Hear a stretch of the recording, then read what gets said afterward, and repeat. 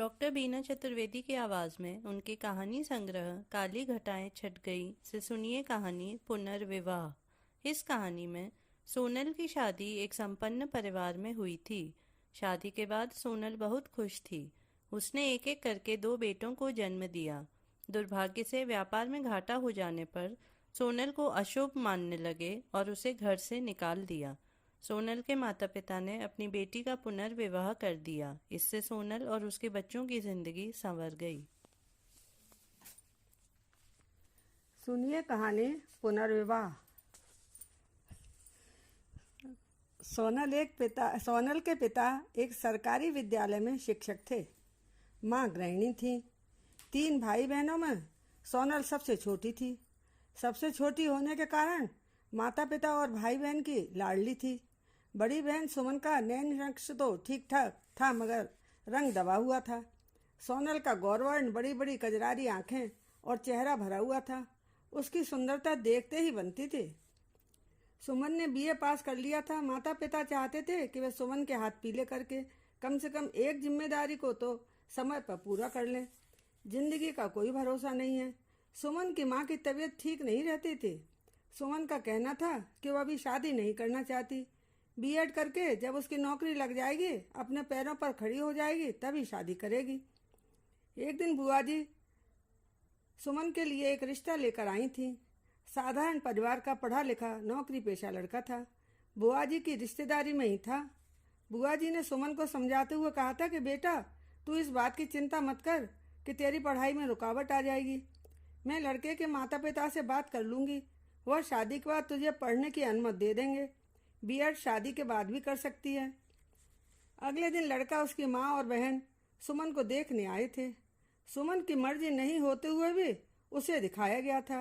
लड़के के पैर में मामूली सी लचक थी, अतः अपनी कमी को ध्यान में रखते हुए उन लोगों ने सुमन को पसंद कर लिया था। इस रिश्ते से पहले 2 रिश्ते सुमन के सांवले रंग के कारण नहीं हो सके थे। 1 सप्ताह बाद सगाई की रस्म हुई थी और 2 महीने पश्चात ही शुभ मुहूर्त में सुमन की शादी हो गई थी। सुमन की शादी में जब लोगों ने सोनल को देखा था, तब से उसके लिए रिश्ते आने शुरू हो गए थे।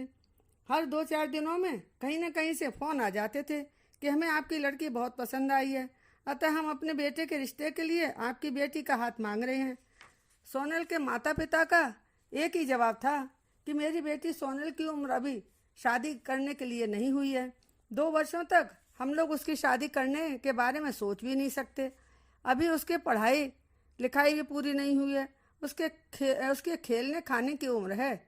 इतनी छोटी उम्र में हम उसे शादी के बंधन में नहीं बांध सकते। एक दिन सुमन की सास का फोन आया था। उन्होंने कहा कि दूर के रिश्ते का मेरा एक भतीजा आशीष सुमन की शादी में आया था। तब उसने आपकी बेटी सोनल को देखा था। उसे सोनल बहुत पसंद आई है। उसका कहना है कि वह बस सोनल से ही शादी करेगा। आशीष की माँ के मेरे पास कई फ़ोन आ चुके हैं। अब वह मेरे पीछे पड़ी हुई है कि इस रिश्ते को किसी भी तरह से करवा दो। आपके रिश्तेदार हैं, आपकी बात नहीं टालेंगे। आप उन पर दबाव भी बना सकती हैं। आशीष बहुत ही संपन्न परिवार से है। सोनल बहुत ठाठ से रहेगी। उसे कभी भी किसी चीज़ की कमी नहीं होगी। सोनल के पिताजी ने बहुत ही साफ शब्दों में सुमन की सास को जवाब दे दिया था कि अभी तो हम सोनल की शादी करने की हालत में नहीं हैं। एक बेटी की शादी करके उठे हैं। हमें शादी की तैयारियां भी तो करनी होंगी। इसके लिए हमें समय चाहिए। सोनल की अभी पढ़ाई भी पूरी नहीं हुई है। आप उनसे हमारी ओर से माफ़ी मांग लेना। कुछ महीनों पश्चात सुमन की सास के साथ अचानक ही आशीष की माँ सोनल के घर आ गई थी। उन्होंने साफ शब्दों में कहा कि आप लोग दहेज की चिंता कतई नहीं करें। हमें बस आपकी बिटिया चाहिए। भगवान का दिया हमारे घर में सब कुछ है। आपको विशेष तो क्या कुछ नहीं करना है। आज हम आपके घर पर बस आपकी बिटिया का हाथ मांगने आए हैं। ना मत करना। आखिरकार सोनल के माता पिता को आशीष के साथ सोनल की शादी करनी पड़ गई। दुल्हन के जोड़े में सजी हुई सोनल बहुत ही खूबसूरत लग रही थी। आशीष भी कब सुंदर नहीं था। राम सीता की जोड़ी लग रही थी। आनंद फानंद में सोनल ससुराल पहुंच गई। दुल्हन का भव्य स्वागत हुआ था। 2 बेटियों के चले जाने से इनका घर सूना हो गया था। नाते रिश्तेदारों का कहना था कि अब आपको अपने बेटे प्रखर की शादी शीघ्र ही कर लेनी चाहिए। बहू के आ जाने से सूने घर में रौनक हो जाएगी। ऐसा ही हुआ। एक छोटे से समारोह में प्रखर की शादी संपन्न हो गई थी। सोनल को ससुराल में सभी का लाड प्यार भरपूर मिल रहा था। उसे वहाँ किसी चीज़ की कोई कमी नहीं थी। सोनल जब भाई की शादी में आई थी तब ऊपर से नीचे तक गहनों से लदी रहती थी। एक से बढ़कर एक कीमती भारी भारी भारी साड़ियाँ पहन रही थी। सोनल के ठाट बाट देखकर माता पिता को बहुत सुख संतोष हो रहा था। वर्ष भर के अंदर ही सोनल ने बेटे को जन्म दिया था। घर में प्रसन्नता की लहर छा गई थी। बच्चे के जन्मोत्सव का समारोह बड़े धूमधाम से मनाया गया था। जब बच्चा 6 महीने का हुआ था तब उसका अन्नप्राशन और मुंडन हुआ था। गरीबों को अन्न धन और वस्त्रों को का दान देकर बहुत सब कुछ प्रसन्नता से पूरा किया गया था। सोनल का बच्चा जब 2 वर्ष का हुआ था तब सोनल ने एक बेटी को जन्म दिया था। 2 बच्चों की किलकारी से उनके घर में रौनक छा गई थी। सोनल 2 बच्चों को कैसे संभालेगी यह सोचकर उसके ससुर जी ने उसकी सहायता के लिए एक आया रख दी थी। वह दोनों बच्चों की देखभाल मन लगाकर करती थी। कहते हैं कि दिन फिरते देर नहीं लगती, समय सर्वदा एक जैसा नहीं रहता। आशीष की लापरवाही कहें या कि दुर्भाग्य, इन्हें व्यापार में बहुत बड़ा घाटा लगा। इससे सब कुछ बर्बाद हो गया। घर की माली हालत खराब होने लगी थी। आशीष के पिताजी इसे सहन नहीं कर सके और उन्होंने बिस्तर पकड़ लिया था। चिंता और परेशानियों के कारण आशीष को शराब की लत लग गई थी। जमीन जायदाद जेवरात सब कुछ बेचना पड़ा था।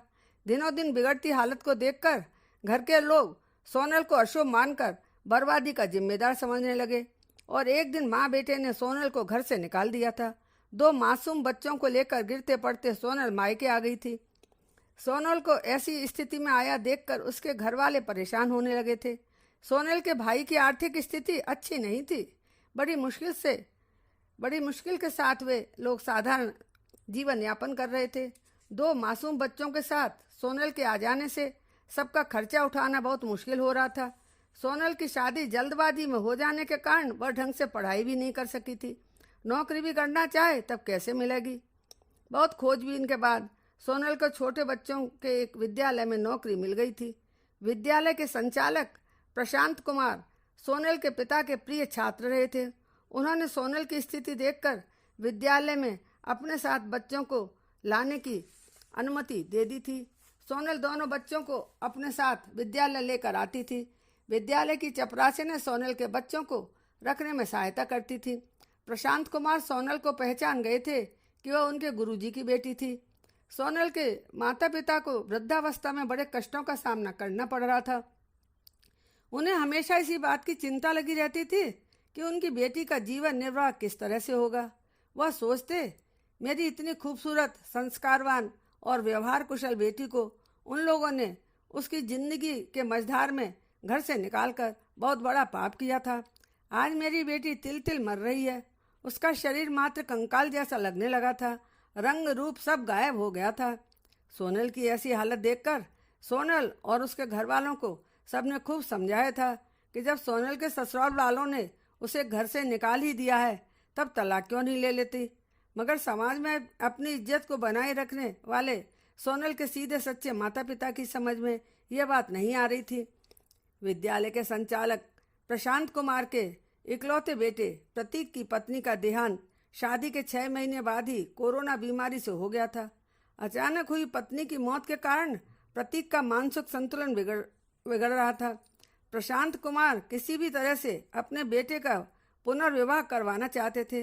वह एक दिन अपने गुरुजी, जो कि सोनल के पिता थे, उनसे मिलने के लिए उनके घर गए थे। प्रशांत कुमार ने सोनल का हाथ अपने बेटे के लिए उनसे मांगा था। यह सुनकर सोनल के पिता बड़े असमंजस में पड़ गए थे। उन्होंने कहा कि सोनल का तलाक नहीं हुआ था, ऐसी स्थिति में शादी कैसे हो सकती है। प्रशांत कुमार ने जवाब दिया, गुरुजी वह सब आप मेरे ऊपर छोड़ दीजिए, मुझे बस आपका और सोनल की हामी चाहिए। सोनल के पिता ने कहा कि वो उन्हें सोच विचार करके जवाब दे सकेंगे। उन्हें सोनल से और परिवार के अन्य सदस्यों से भी इस संबंध में बात करके उनकी राय लेनी होगी। सोनल के पिता ने इस संबंध में जब सोनल से बात की थी तब उसने कोई जवाब नहीं दिया था। घर के अन्य सदस्यों का कहना था कि पिताजी जो निर्णय करेंगे वह उनको स्वीकार होगा। प्रशांत कुमार ने सोनल से बात की थी और उसे भली बात समझाया था। उन्होंने सोनल से कहा, बिटिया तुम्हारे समक्ष तुम्हारी पूरी जिंदगी है, अकेले रहकर कैसे गुजारोगी? तुम्हारे माता पिता की अवस्था अब ऐसी नहीं है कि वे अधिक समय तक तुम्हारा साथ दे सकें। यदि तुम प्रतीक से शादी कर लोगी तब तुम्हारे दोनों बच्चों की परवरिश भी समुचित ढंग से हो सकेगी। सोनल ने प्रतीक को विद्यालय में आते जाते तो कई बार देखा था, मगर कभी भी एक दूसरे से बातचीत करने का अवसर उसे नहीं मिला था। एक दिन प्रशांत कुमार ने सोनल को अपने घर बुलाया था। प्रतीक भी वहीं था। बहुत ही सौहार्दपूर्ण माहौल में सबके साथ विस्तार से बात हुई थी। बाप बेटे दोनों ने कहा था कि वह सोनल के बच्चों को परवरिश अपने बच्चों की तरह से करेंगे। यदि सोनल चाहेगी तभी प्रतीक अपना बच्चा पैदा करेगा, वरना नहीं। वह इन दोनों बच्चों को पिता का नाम देकर अपने बच्चों के रूप में स्वीकार कर लेगा। इसके बाद प्रशांत कुमार ने सोनल से कहा कि यदि उसके मन मस्तिष्क में कोई संदेह हो तो पूछ सकती है। सोनल की स्वीकारोक्ति मिलने के बाद प्रशांत कुमार प्रतीक के साथ सोनल के माता पिता से बात करने उनके घर गए थे। सब कुछ तय हो जाने पर सोनल के पिता ने कहा कि सोनल का पुनर्विवाह करने से पूर्व तलाक की कार्यवाही करनी आवश्यक है। प्रशांत कुमार ने कहा, गुरुजी आप इस बात की चिंता नहीं करें, मैं वकीलों से बातचीत कर चुका हूँ। तलाकनामे के कार्य को समुचित ढंग से निपटाने के बाद ही प्रतीक के साथ सोनल की शादी करवाई जाएगी। सोनल ने कहा कि शादी से पूर्व उसके बच्चे अपने होने वाले पिता से कुछ बात करना चाहते हैं। सोनल का बेटा 7 वर्ष का और बेटी 5 वर्ष की थी। बेटे ने प्रतीक से पूछा कि आप हमारे पापा की तरह हमारी मम्मी से झगड़ा और मारपीट तो नहीं करेंगे? दूसरी बात, आपको शराब पीने की आदत तो नहीं है?